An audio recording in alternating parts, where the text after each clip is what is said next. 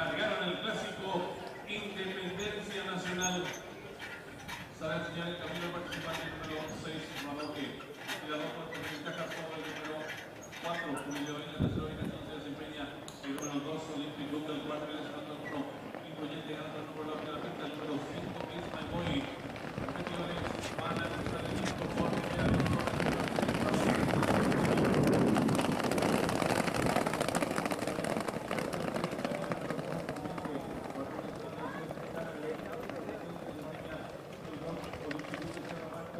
El número 5, It's My Boy, participante viene atrás, tratando de que tenga 1.600 metros con el número 6, Abaute, en el camino. Por el segundo terminal, el número 4, se vivió en la tercera ubicación, se desempeña el participante, independiente rodeado por el número 3, Santana. Y el número 2, Olympic Club del Sur, el número 5, It's My Boy. Participantes están ya en la recta opuesta, sin variantes con el número 6, ganando el reto competidor número 1, influyente en la cuarta ubicación, se desempeña el número 3, Scanner. Internacionando el número 2, Olympic Club, sigue cerrando la marcha el 5, It's My Boy. Participantes dejaron acá la señal de los 1000 metros con el número 6, Ramonque. Bueno, se destaca ahora con el número 1, influyente que va en su búsqueda.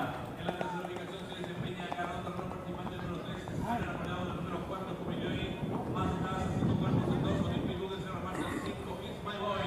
Los participantes están enfrentando en el último codo a Azul, el comando del lote, el número 1, influyente. Estira dos cuerpos de medio y destaca ahora sobre el número 6, Ramonque.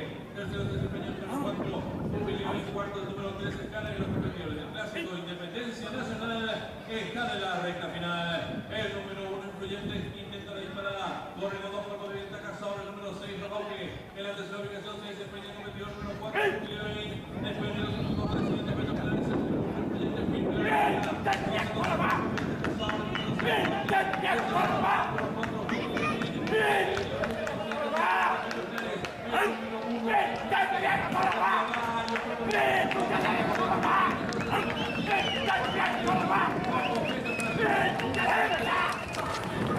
Bien,